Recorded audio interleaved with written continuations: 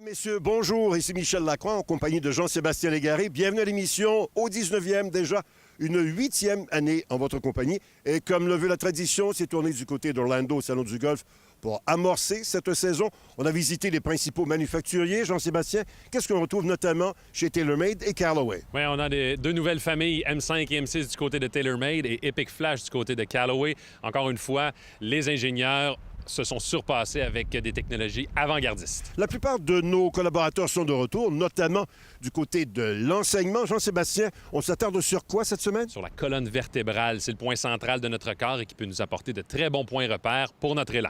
Tout ça et plus encore cette semaine à l'émission au 19e, là où depuis déjà 8 ans, vous entendez à coup sûr les meilleures histoires de golf. Au 19e, une présentation de RBC au service de votre réussite. En collaboration avec Mulligan Centre du Golf pour un nouvel élan.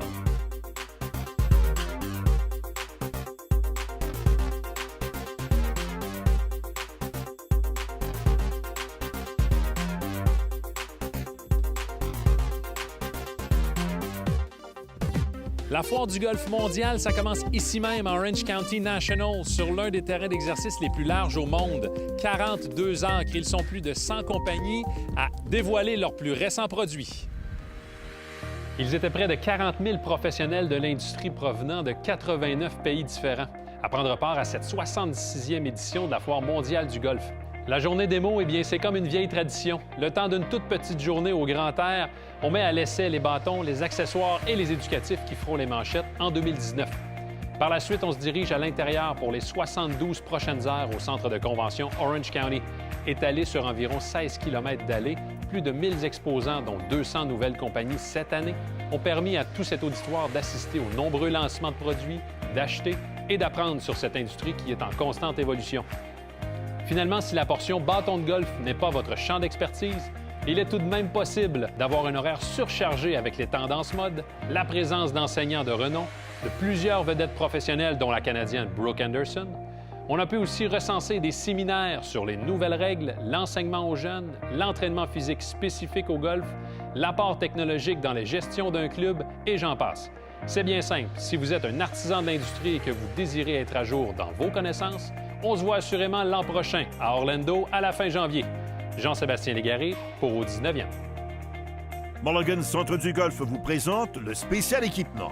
Mulligan Centre du Golf pour un nouvel élan.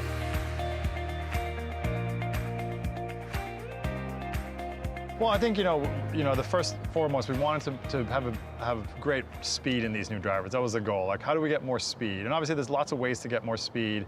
But the way that we thought we could do it more consistently was to do this process of bringing it over the limit and then measuring it and then tuning it back the exact right amount. Because when you're trying to chase up the limit the other way, it's difficult to know when you've gone too far. Then you've gone too far and you can't go back. So it's really interesting, the mindset of difference of the old way is more of like make the face thinner and try to get closer going up instead of kind of coming down to the limit. And that was really, I think, a breakthrough that we had. And then it was just a question of can we execute that in a product? I mean, this is a visible technology really because you see these two new holes in the face essentially and these two orange pins that cover up those holes. And this is where we're tuning the clubs. This is where the resin goes in on every single driver. Every single driver is measured to make sure, see where the CT is, see where the speed is, how far we need to tune it back, and then we get it back to a speed that's just inside the legal limit. And we do that in every single club, and that's how you see that it's been done.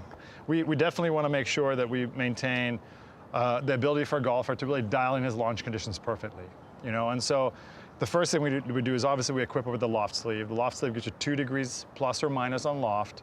So this 10.5 degree driver here can go up all the way from 8.5 to 12.5, so a big range of loft. Now, the second part of adjustability is the movable weight system. And we've reinvented it completely on the M5 driver. We've had different track systems in the past. This is our most forgiving style of track system because it offers a lot of options down the back end of the club here. And so, 2 10-gram weights, we can move them all the way up to the front. This is your lowest launch, lowest spin setting.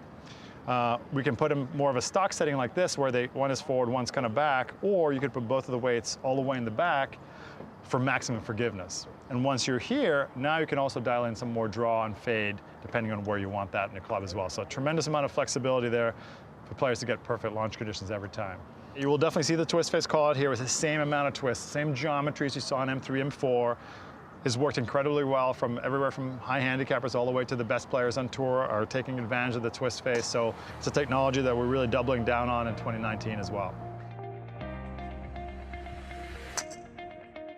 And that's the new story on the fairway is twist face. We definitely have spent a lot of time to analyze what the golfer's doing from a presentation of the golf club point of view, making sure that the pattern that we saw in the driver, which is that low heel impact all the way to the high toe, and how people are squaring the club face up differently but depending on the impact location, is still true in the fairway woods. So we've done a lot of research on that, studied thousands of more shots, making sure that pattern exists, and sure enough, that pattern still exists. And so what we've had to do then is engineer the twist face to work on the fairway wood by analyzing the sort of head properties, MOI, CG location, all affects the twist. And so what you're going to see in 2019 is a fairway wood that has twist face in it, but it actually has a little bit more twist face curvature than the driver has, again, because of the different mass property. The two fairway woods, on the top look similar. Again, if you look at it this way, not that much of a difference. You turn them over and you see a totally different look on the bottom. First of all, obviously the M5, the one thing you're going to notice, first of all, is it's titanium on this one. The titanium head is a complete revolution in terms of construction of club heads. I don't think that there's ever been a club head that's been titanium, steel, and carbon before in the market. So very unique set of materials to create incredible launch conditions in a club that's still fully adjustable with movable weight. On the M6, we're talking about a steel fairway wood, also with twist face. A little bit of bigger volume. This is about a 160cc. This is a 185cc, so a little bit of a different size. But this one really comes with incredible ball speed across the face, a little bit taller face than the old M4 fairway wood. So again, easier for people to hit. Also, it's going to launch a little bit higher. We're going to see about 2 yards more peak trajectory with this. Really distributed that weight, that super slippery sole here for great turf interaction. So again, two great options. Both are going to deliver incredible distance. Again, tie with adjustability here, and this really steel, very forgiving, very easy to play. Attention tout le monde, c'est notre première question quiz de la saison. L'an passé, à pareille date, la jeune Canadienne Brooke Anderson a remporté la victoire au championnat Lot et disputé du côté de Hawaï. À qui a-t-elle dédié cette victoire? Est-ce que c'est A, aux victimes des Broncos d'Humboldt, B, à elle-même, puisqu'il s'agissait de sa première victoire sur le circuit de la LPGA, ou C, elle-même également, parce qu'il s'agissait de sa date d'anniversaire de naissance? La réponse dans quelques instants.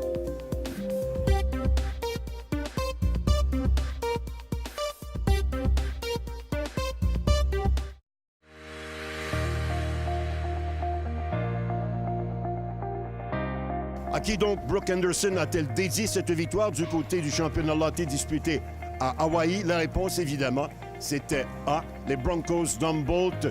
On rappelle cette tragédie qui a coûté la vie à 16 jeunes joueurs de hockey. Yeah, so this is the first driver ever designed using artificial intelligence. So you see it with Google, you see it with Amazon Alexa, you do a search, each time you search it gets better, it understands different languages. Well, we've applied that to the driver face for the very first time. So a typical driver face, we would do 5 to 7 prototypes or iterations before we arrived at the final face. With the new flash face technology, we were able to do 15,000 virtual prototypes. Just, you took your laptop and you're trying to run one iteration, not 15,000, one iteration, it would take you 34 years to run one prototype. We had this supercomputer running for 1 month straight, 24/7, to keep iterating, so it's not something that humans would ever come up with on their own. We've learned stuff that we didn't think that we would, and when this face first came out, the engineers said, there's no way that this could work, and then we tested it, and we were seeing 1, 2, 3, 4 miles an hour more ball speed, and we're like, this is incredible, because it's not something that humans would have come up with. So we have parts of the face that are actually thinner than we expect, and other parts that are actually more durable than we would expect as well. So basically, we tried to take the constraints off of the computer. We said, it has to be conforming to the USGA and the RNA rules. It can't break at tour player speeds, and that's it. Give it the most ball speed from there. Instead of putting all of our constraints onto the face, we let the computer and the artificial intelligence and the machine learn and keep learning till it could come up with the best possible face. The jailbreak technology, this is really what got us to #1 in drivers. What the jailbreak does is it makes the body of the driver stiffer, which allows us to make that face even more flexible. We've also got the adjustable perimeter weight. We've brought that back. The fitters absolutely love it. Lets you hit that draw or hit that fade, gives you about 20 yards of shot shape correction. We've got the triaxial carbon crown. We've got the OptiFit hosel and very premium aftermarket shafts as well. So really the total package here. First week out, we got our first win with Xander Schauffele and put it in play. The conversion has been absolutely off the charts. And players like, I'll give you an example of Ollie Schneiderjans, one of our young guns out on tour. His typical ball speed is around 180 miles an hour with Rogue. He put this into the bag and he's already at 184 miles an hour. And you just don't see that from tour players who are already fit to the highest level, guys getting 2, 3, 4 miles an hour more ball speed. Xander Schauffele, same way. Sergio Garcia picking up 10 yards of carry. Absolutely incredible. So we have the standard model and the Sub-Zero, and within the standard, this is our higher launching, easier to hit fairway wood. We've got a 3+ and a 3 and a 5 and a 7 and a 9 and a heavenwood, so a ton of different models. There is a fairway wood for everybody in the standard lineup. And then in the Sub-Zero, this is typically for the better player, a little bit lower spin. We have the front back weighting. We've got that in a 3+, a 3, and a 5. So the shape is a little bit smaller than the standard, and you can control that ball flight, control the spin using the front back weighting. So we took our learnings from the artificial intelligence, applied it to the fairway wood, and the fairway wood is extremely thin on the low part of the face where players tend to miss. It's also very, very thin in the center of the face. Then you have this durability ring. So once again, it's a face that we've never used before in a fairway wood. It looks totally different, but it looks very different from the face of the driver as well. Restez là parce qu'après la pause, je vous donne un conseil concernant votre colonne vertébrale et améliorer votre stabilité. À tout de suite.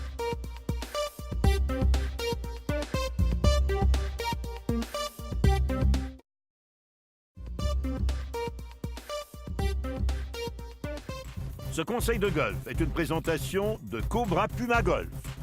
La colonne vertébrale est évidemment l'élément central de votre corps. C'est un segment très important durant votre élan et vous pouvez vous y fier justement à certains moments dans votre élan pour vérifier si vous êtes en bonne posture. C'est important de comprendre que l'axe de votre colonne vertébrale ne doit pas être perpendiculaire au sol, mais bien incliné légèrement vers l'arrière.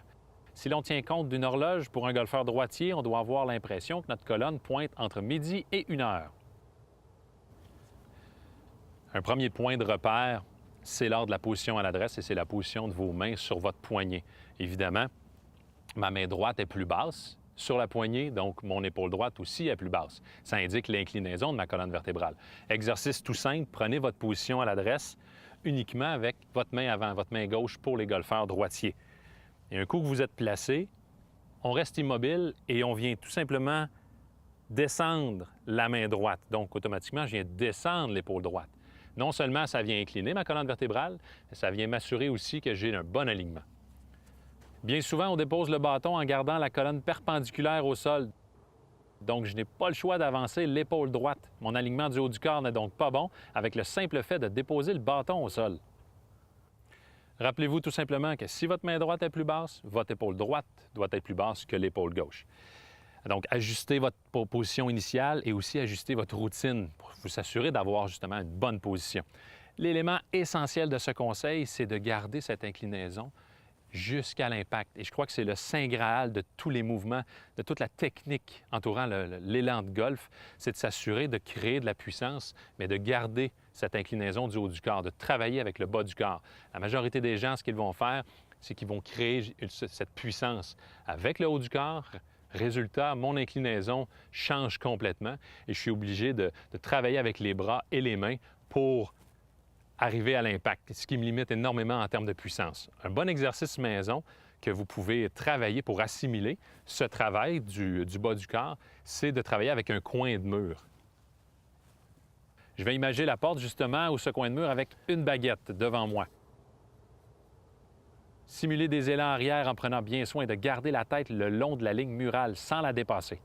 Le fait de garder la tête au même endroit ne doit pas empêcher votre bas du corps de travailler ou de créer un transfert de poids. c'est-à-dire poids à l'intérieur de la jambe arrière, on pousse avec le sol pour tourner sur la jambe avant. Donc, vous voyez que rendu à l'impact, j'ai quand même gardé l'inclinaison de ma colonne vertébrale que j'avais au départ lors de ma position initiale. Maintenant, pour ce qui est de l'exercice à faire sur le terrain d'exercice, on va se fier à notre vision. Je me suis fabriqué un outil qui me permet de voir la balle au travers d'un objet. Vous pouvez prendre un rouleau de papier de toilette, une canne de conserve ou une montre attachée à une tige. Le but est de voir la balle tout au long de mon élan arrière et jusqu'à l'impact. Au départ, je suggère de faire simplement des élans d'exercice sans balle avec un T au sol, simplement pour vous habituer à cette nouvelle progression qui doit provenir des jambes et non du haut du corps. Et je reviens rapidement aux épaules. Vous savez, au départ, lors de la position initiale, l'épaule droite est plus basse. C'est normal que dans la zone d'impact, elle le soit aussi, pour s'assurer que la colonne est dans le bon axe. Et justement, si votre colonne est dans le bon axe, vos bras et vos mains vont pouvoir travailler librement. Donc, en faisant l'exercice, si vous sentez que ça réagit différemment, c'est normal, ça fait partie de la progression. Alors, travaillez cet exercice pour justement travailler votre stabilité au niveau de la colonne vertébrale. Moi, je vous souhaite bon golf et surtout, sortez golfer.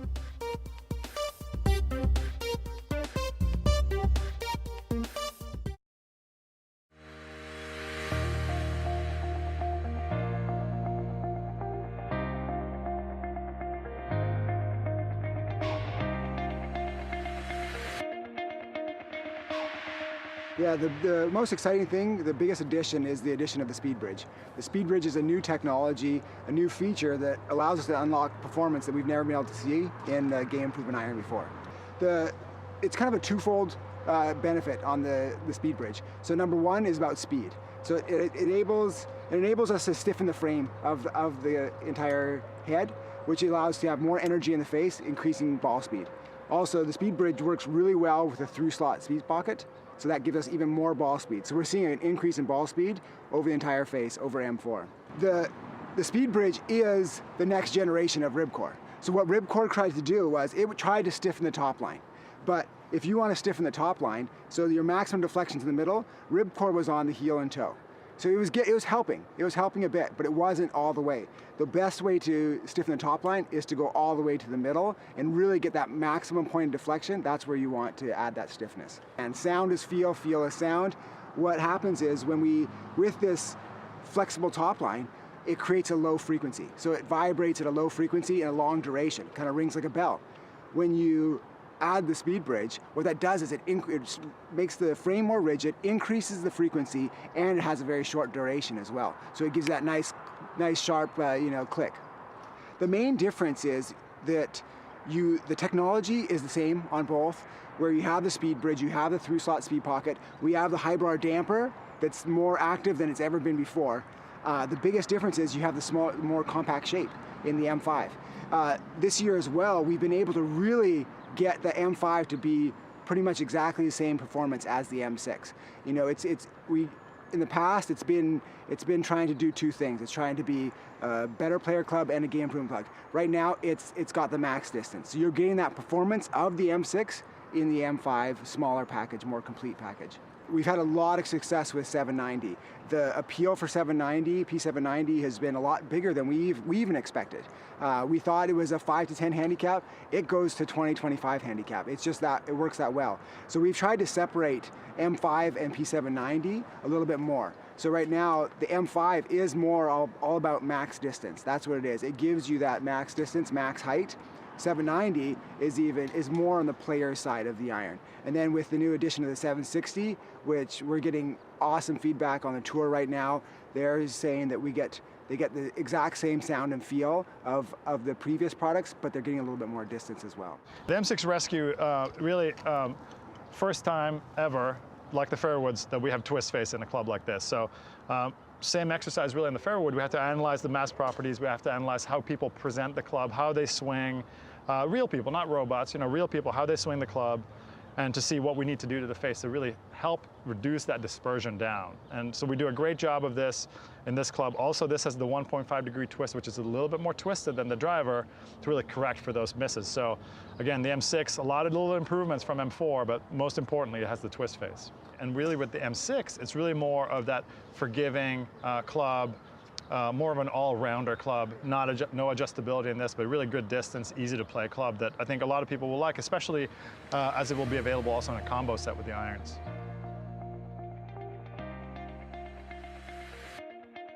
This is one we've been working on for a long time because the Apex CF16, that was one of the world's greatest irons and people just couldn't get them out of their bag. So it took us 3.5 years.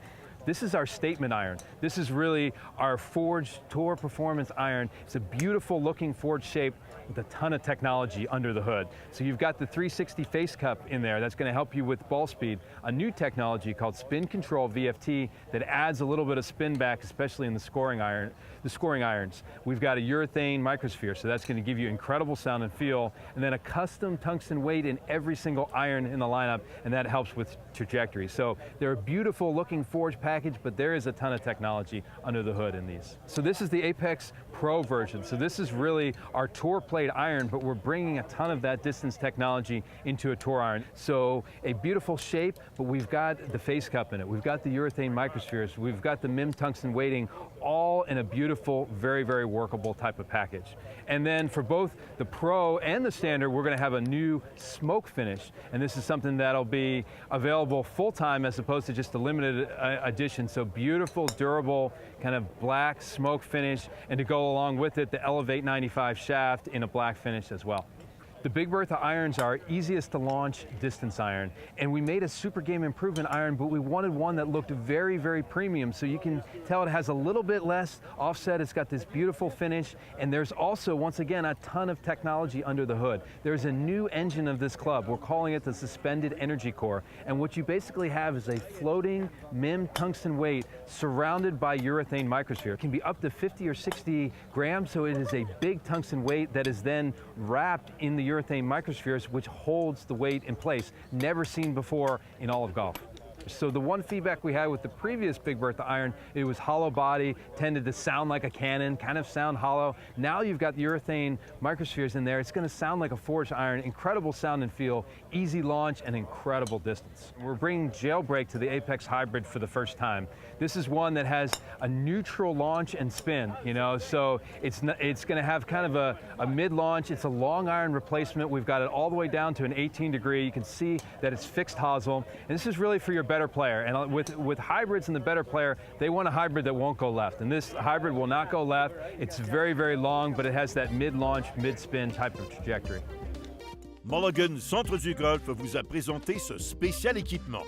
Mulligan Centre du Golf pour un nouvel élan. Ben, c'est déjà la fin de cette première émission pour la nouvelle saison. Après avoir visité les gens de Callaway et de TaylorMade, la semaine prochaine, on vous invite au même exercice, mais cette fois avec les représentants de Cobra et aussi de Titleist. Et notre professionnel Éric Laporte sera avec nous également pour vous donner le conseil de la semaine. Tout ça et plus encore à l'émission au 19e dès la semaine prochaine. Au revoir tout le monde. Au 19e vous a été présenté par RBC, au service de votre réussite. En collaboration avec Mulligan Centre du Golf. Pour un nouvel élan.